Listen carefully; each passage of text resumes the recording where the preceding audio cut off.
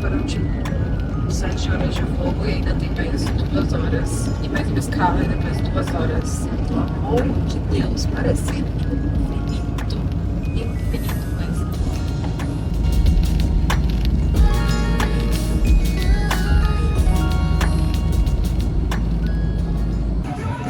Bom dia, boa tarde, boa noite, não sei mais. Ai pessoal, a gente tá começando esse vlog aqui, estamos na nossa parada rumo a Austin pra gente ir pra nossa primeira SXSW. Então depois a gente fala um pouco mais, porque agora a gente já tá muito exausta depois de umas 9 horas de voo. Então fiquem ligados no vídeo que depois vem mais informações e mais vlogs e mais tudo pra vocês.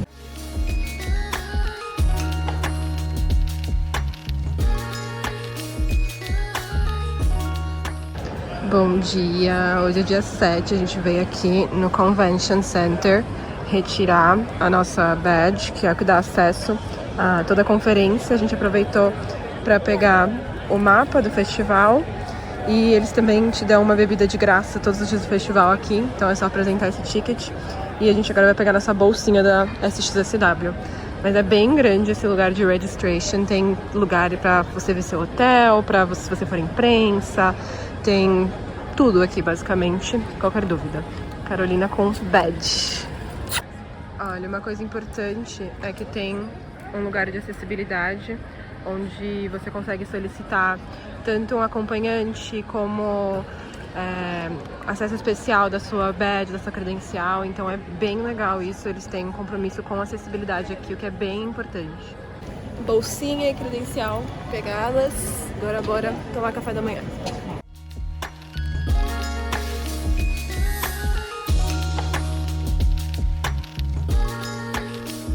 Onde a gente tá? A gente achou uma loja de terror.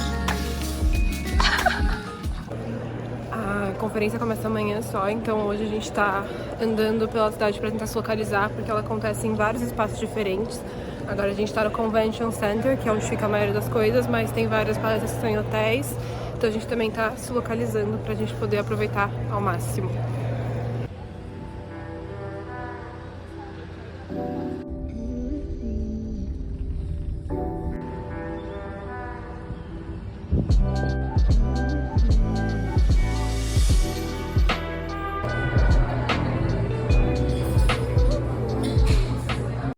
Oi pessoal, como vocês sabem, a gente tá aqui na SXSW e Carola pela primeira vez. E eu queria falar uma coisa muito legal que a gente vai mostrar bastante por aqui, que é sobre acessibilidade no festival. Por conta de reclamações dos últimos anos, o festival fez um compromisso esse ano em ser acessível. Então, espalhado pelo festival inteiro, principalmente aqui no Centro de Convenções de Austin, a gente tem vários, o que eles chamam de accessibility checkpoints, que são stands para você pegar as informações sobre a acessibilidade. E no grupo que a gente veio, eu e a Carol, a gente está com uma pessoa autista. E eles estão sendo muito cuidadosos nesse quesito. Então, por exemplo, as pessoas que estão no grupo têm uma pulseirinha, que é essa daqui, que é acompanhante de pessoas autistas, então o autista tem prioridade para entrar na fila. Também temos 2 salas sensoriais aqui no festival, então isso está sendo muito bom pra gente. Mas, como sempre, a gente é muito comprometido em falar de tudo aqui, então não está ainda 100% acessível ao festival. As pessoas são realmente muito cuidadosas com essa questão, eles até forneceram um telefone pra gente desse Accessibility Checkpoint, pra gente ligar caso tenha qualquer problema, mas, por exemplo, nem todas as palestras têm legenda, nem todas as palestras têm libras e não tem tanta sinalização inclusiva. Então, fica de olho que a gente vai mostrar tudo isso por aqui, como está funcionando a acessibilidade nos próximos dias. Mas, por enquanto, a gente queria falar que a gente está muito satisfeita com toda a acessibilidade do festival. Now, Europa Clipper, a new mission from one ocean world to another, will continue this tradition. Because water connects our planet and you life as we know it and all human cultures. A part of the spacecraft has been engraved with designs inspired by water and human connections. This metal plate is part of a structure that will protect the spacecraft's electronics from the threat of Jupiter's radiation. On one side of the plate is a design we call water words. These rippling lines represent recordings of the word for water in a diverse collection of human languages. The other side of the plate is a montage of elements that complete our message in a bottle. At the top is the Drake equation, a tribute to the visionary idea that the probability of finding life in the cosmos is something we can estimate. Next, these two lines represent radio frequencies emitted in space by molecules related to water, which have been considered an ideal place to search for interstellar communications, as suggested by some researchers. They represent our ability to use the language of science to search for signs of life. Next is a portrait of one of the founders of planetary science, Dr. Ron Greeley, whose early efforts to develop a Europa mission laid the foundation for Europa Clipper. At the heart of this message in a bottle is a poem in the handwriting of U.S. Poet Laureate Ada Limon. The poem connects the two water worlds. Earth, yearning to reach out and understand what makes a world habitable, and Europa, waiting with secrets yet to be explored. Finally, the bottom, orbited by the 4 largest moons of Jupiter, to which will be attached a microchip etched with more than 2.6 million names of those who signed on in the spirit of the poem as our message is sent on its voyage to Europa. As technically advanced as the spacecraft is, every part of it is made by people. And all of the markings on the plate are either handwritten, hand-drawn, or represent human voices and names. Because exploration is something we do together, something that connects us all as we head out into the cosmic sea.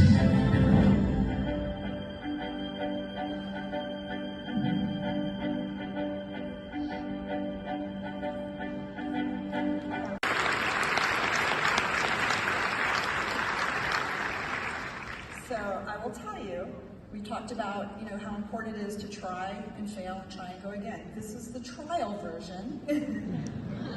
Everything is on here. They wouldn't let me actually touch the one that's going into They don't let us touch a lot of things. There's a lot of things they don't let me touch. But this is what I love. And even the practice version, I have to wear gloves.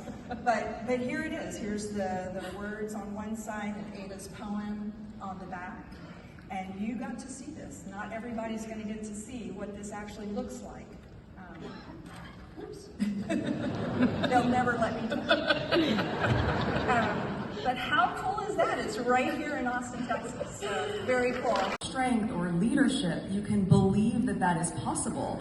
If you look out on the screen or you look out in the world and you see no one that looks like you, it is incomprehensible for most people to imagine that they can have that level of success or joy or strength, whatever it may be. And the key thing that I think needs to be focused on in terms of equity is that it's not a zero-sum game. Just because someone else has the same advantage that you do doesn't mean that you're losing anything. And it actually creates an environment that is so fair, but also inclusive, where people feel as though they have a seat at the table, as they should. Yes, social media is a environment that I think has a lot of that. It's really interesting as I can reflect on it. I keep my distance from it right now just for my own well-being, but the bulk of the bullying and abuse that I was experiencing in social media and online was when I was pregnant with Archie and with Lily and with a newborn with each of them. And you just think about that and to really wrap your head around why people would be so hateful. It's not catty, it's cruel. Why you would do that, certainly when you're pregnant and you have a newborn, we all, as moms, it's such a tender and sacred time. And I think, you could either succumb to it or nearly succumb to how painful that is, And maybe in some regards, because I was pregnant, that mammalian instinct just kicked in. It's do everything you can to protect your child, and as a result, protect yourself too. But, you know, I think as we look at what's happening in social media, there is so much work to be done in terms of keeping people safe. That starts as we see what's happening with children and their exposure to things, but also just creating these habits that what I find the most disturbing, frankly, especially as a supporter of women, is how much of the hate is women completely spewing that to other women. And I cannot make sense of that, because I understand that there are certain platforms. Today's a really good example.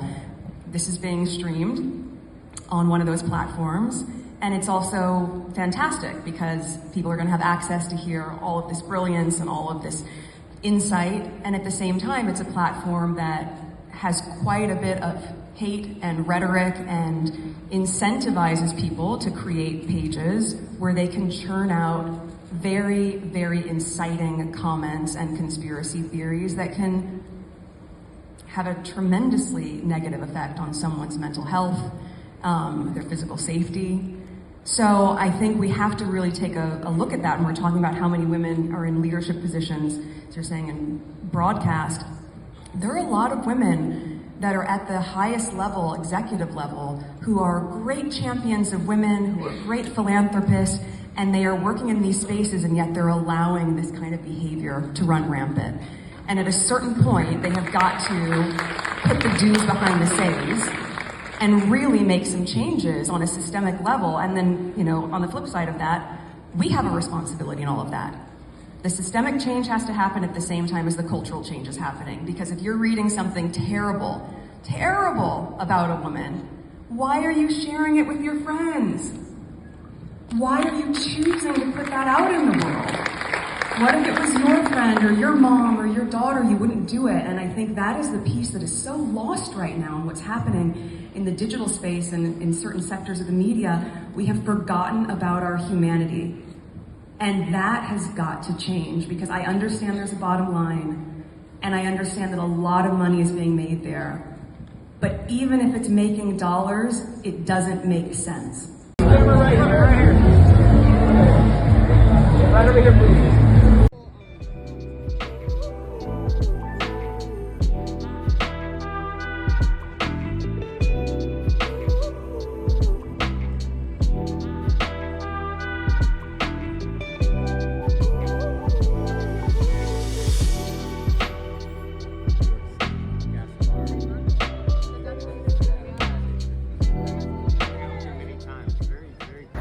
Bom, bora lá. A gente falou que ia falar tudo sobre acessibilidade, né? A gente elogiou bastante ontem, mas hoje a gente traz críticas também, porque nem só de elogios a gente vive.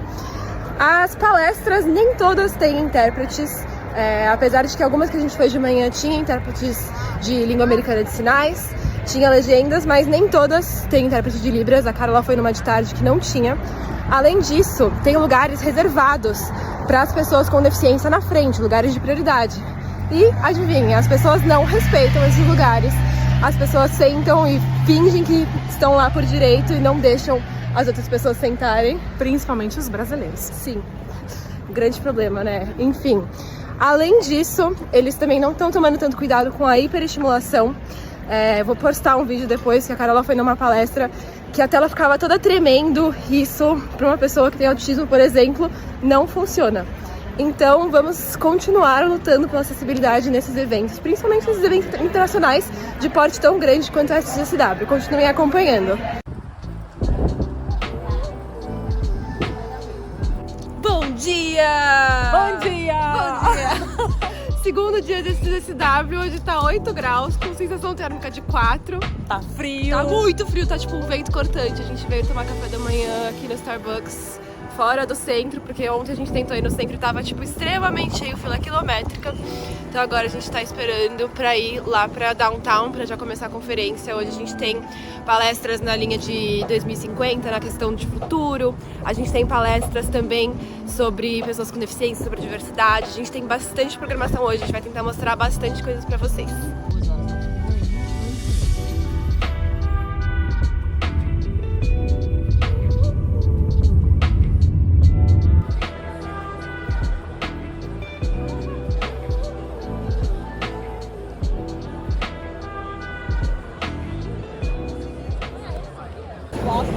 gente está na primeira palestra, que é sobre Tendências do Futuro e 2050. Essa é uma das palestras mais concorridas.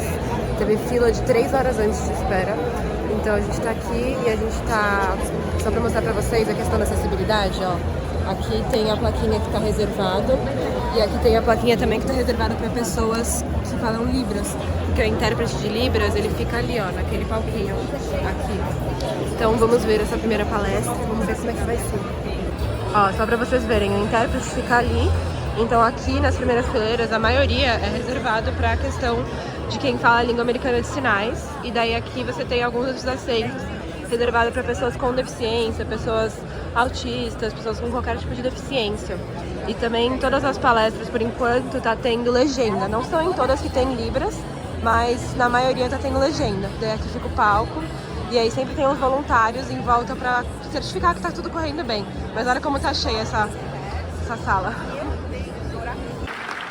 Should we talk about trends? All right. Yes, FUD is fear, uncertainty, and doubt. FUD about the future, all right? So I know that you are deeply concerned about all of this technology because it's still very abstract to you. You don't know what to do about AI. You don't know what to think about AI. That's why there's 1,500 AI panels this year at South by. You're worried about digital transformation. A lot of you haven't even started digital transformation because it's costly and expensive and it takes time. You're worried if you can hit your revenue targets. You're worried if you're still gonna have a job. And by the way, we haven't even gotten to supply chain issues and climate change and geopolitical problems and the threat of a third world war. So yes, you know, we are all concerned. Collectively, we are all going through something momentous right now, which makes us Gen T. We are the transition generation. Everybody alive today, every one of you is part of a great transition, which means that our society is going to look very, very different after this transition has completed its cycle. Now here's the thing. From my point of view, I actually think that you and me, that together we have more direct and indirect control over our futures than you may realize right now. You could be anywhere else but here right now. A lot of you got up bright and early, probably hungover, right, on a Saturday morning to be here. And you're here in part for me, but you're here for each other. You're not here to hear me talk on stage. You're here to be part of this experience, this organic thing that we are doing together right now. So yes, the technology supercycle is here. And yes, it will change the course of human history, but we don't have to submit. We don't have to give up our agency. We can support each other through this great transition. I know your companies, your C-staff leaders, your government leaders, I know all of you have FUD right now. And do you know what I think? I think FUD can go fuck itself. Just inspiration porn and what exactly it is. So inspiration porn is a term that was coined in 2012 by the late disability activist Stella Young. It was popularized in her TEDx talk titled, "I am not your inspiration, thank you very much." So if y'all have not seen it, would highly, highly recommend as a frame of reference for this conversation, but also just a really, really great one. I also want to acknowledge the use of the term porn within that. We are choosing to use the term inspiration porn to honor the phrase that Stella Young created, but also want to emphasize that it's not meant to discount or diminish sex workers, but more so to highlight the objectification of disabled bodies the same way that sex workers are in the use of porn as well. So with that, inspiration porn is the portrayal of people with disabilities as being inspirational to non-disabled people on the basis of their life circumstances. So it's when we exist, when we're just seen as inspirational, but we are so much more than that. We are so much more than our disability. That's just one part of our identity. And with that, I will start us off with the first question to Delbert and Shay. In your opinion, what is the biggest barrier to overcoming inspiration porn in our industry? Inspiration porn, with what we're seeing, it comes down to the framing of a person overcoming their disability or defeating their disability. It's a trope at this point. And so we see a person who was able to overcome this disability and now all of a sudden they're a better person or they are now saved. In reality, that's not what we're looking for. That's not authentic in any way. We want to be included in films such as sports films like Flash Before the Bang was one specific film that was a story of 8 deaf track runners that were part of a team that made their way all the way to the state championship. It was actually based on a true story, and that gentleman that was featured did not defeat his deafness. He defeated his opponent and was able to overcome the opponents to become a champion. And so those are the stories that we're really seeking, and how we see ourselves and how we relate to the world around us. In fact, one great test of this would be as to whether someone has crossed that line or not, is if you look at a story with a person that it's featuring disabled topics or characters, you should ask yourself, if you were to take the disability out of this story, would that story still stand on its own? Is it still a good story? That's a great litmus test for us to decide if that is authentic or not. Because if the story crumbles and they were highly relying on that disabled story or that character, then it means you were probably missing a key element. I think that, if you think about it today, 1 in 20 US adults have some sort of difficulty hearing.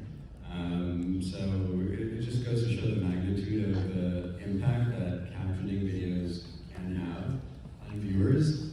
And I think, to Fernando's point, the way people consume videos these days, a big part to how social media platforms kind of change the way we consume content. Most of those videos are watched with sound off. And a recent study actually showed that 70% of overall Gen Z and millennials actually prefer to watch videos with subtitles.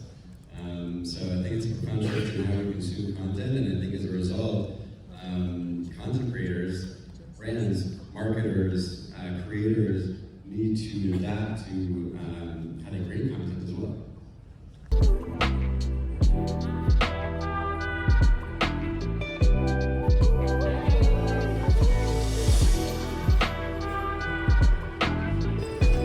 Gostou do que viu? Segue a gente para acompanhar muito mais conteúdo sobre o que está rolando na SXSW.